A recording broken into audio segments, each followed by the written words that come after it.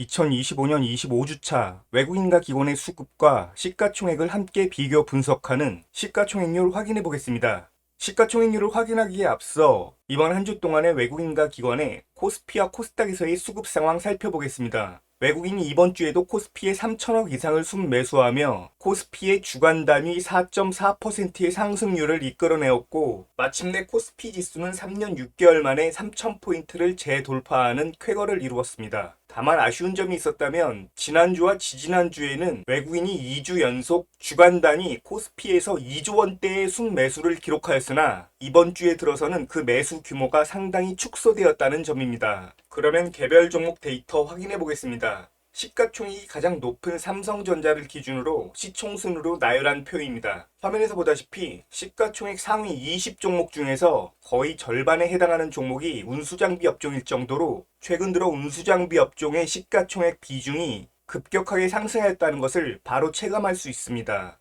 이번엔 지난 한 주 동안 외국인과 기관의 합계 수급이 가장 많이 유입된 종목들의 순서입니다. 지난 한 주 동안 코스피 급등의 1등 공신인 네이버와 카카오가 최상위권에 자리한 가운데 외국인과 기관은 운수장비 업종의 대표주인 현대차와 현대모비스 그리고 한화오션 역시 대량으로 순매수하였습니다. 이번에는 외국인과 기관의 합계 수급을 시가총액으로 나눈 시총률 순으로 정리해보았습니다. 외국인과 기관이 지난 한 주 동안 시가총액 대비해서 많이 매집한 업종은 주로 서비스 업종과 기계 업종이라는 것을 표를 통해 확인할 수 있습니다. 시가총액이 낮은 종목일수록 외국인과 기관의 합계 수급에 비해 시총률이 과도하게 상승할 수 있기 때문에 한 주를 기준으로 한다면 외국인과 기관의 합계 수급이 100억 미만인 종목들은 전부 제외시켜 보겠습니다. 주간 단위 데이터에서 제가 관심 있게 살펴보는 종목들은 한 주 동안 전체 시가총액의 0.7% 이상 외국인과 기관이 매집한 종목들입니다. 롯데관광개발을 비롯한 붉은색으로 표시한 10종목이 바로 그런 종목들이었습니다.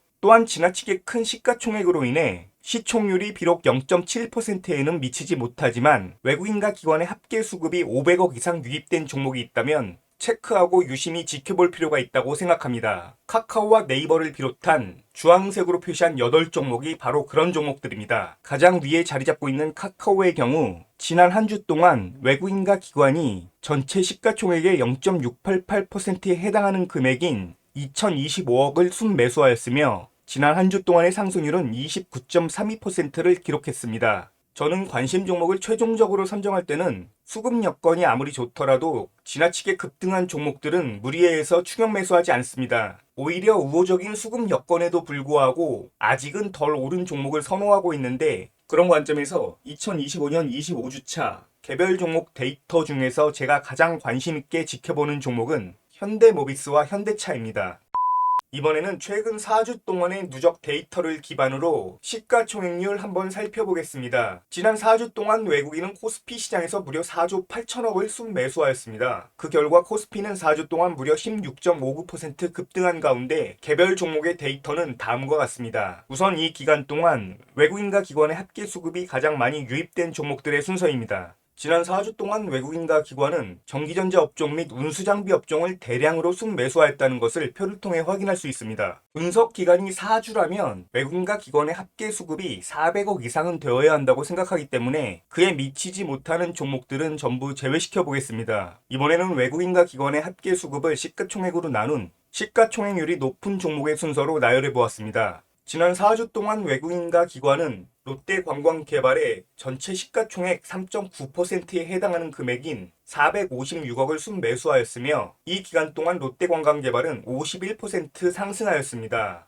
분석 기간이 4주라면 저는 시가총액률이 1% 이상인 종목들에 관심을 갖고 있는데, 롯데관광개발을 비롯한 붉은색으로 표시한 18종목이 바로 그런 종목들이었습니다. 또한 지나치게 큰 시가총액으로 인해 시총률은 비록 1%에 미치지 못하지만 최근 4주 동안 외국인과 기관의 합계 수급이 1,000억 원 이상 유입된 종목 역시 유심히 지켜볼 필요가 있다고 생각합니다. SK하이닉스를 비롯한 주황색으로 표시한 12종목이 지난 4주 동안 1,000억 원에 육박하거나 그 이상의 수급이 유입된 종목들입니다. 종목을 선정하는 여러 가지 기준들이 있지만 저는 이미 주가가 급등해버린 종목들은 관심 종목에서 최대한 배제하고 있습니다. 양호한 수급 여건에 비해서 주가는 아직 덜 오른 종목. 이것이 바로 제가 관심 종목을 선정하는 최우선 원칙인데, 지난 4주 동안 저의 이런 원칙에 부합하는 종목은 LG화학과 현대모비스를 비롯한 노란색으로 표시한 7종목입니다.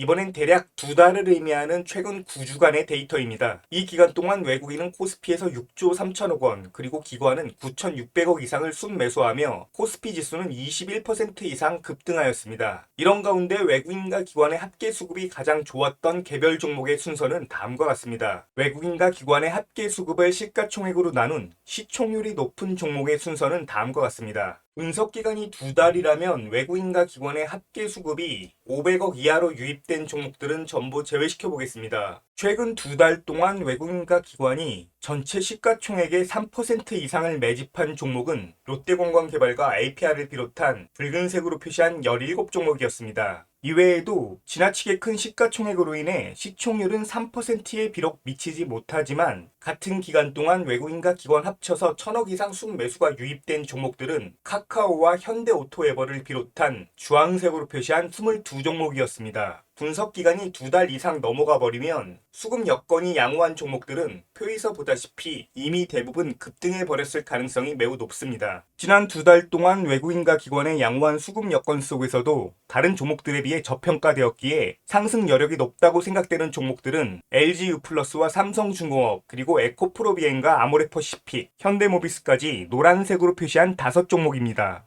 이번에는 석 달을 의미하는 최근 13주 동안의 자료를 기반으로 시가총액률을 분석해 보겠습니다. 최근 13주 동안 외국인과 기관의 합계 수급이 가장 많이 유입된 종목의 순서는 다음과 같습니다. 그리고 외국인과 기관의 합계 수급을 시가총액으로 나눈 시총률이 높은 종목 순서로 정리하면 다음과 같습니다. 시가총액이 작을수록 외국인과 기관의 합계 수급이 적음에도 불구하고 시총률이 급격하게 올라가는 현상을 방지하기 위해서 지난 13주 동안 외국인과 기관의 합계 수급이 500억 원에 미치지 못하는 종목들은 전부 제외시켜 보겠습니다. 최근 석 달을 기준으로 시가총액률이 3% 이상 되는 종목들은 한국카본을 비롯한 붉은색으로 표시한 16종목입니다. 이 중에서 특히 한국카본은 외국인과 기관이 지난 13주 동안 전체 시가총액의 무려 10%가 넘는 금액인 1,073억 원을 순매수하였고, 그로 인해 이 기간 동안 주가는 67.56% 급등하였습니다. 또한 지나치게 큰 시가총액으로 인해 비록 시총률은 3%에 미치지 못하지만 지난 석 달을 기준으로 외국인과 기관의 합계 수급이 1,000억 원 이상 유입된 종목들은 따로 체크해 볼 필요가 있습니다.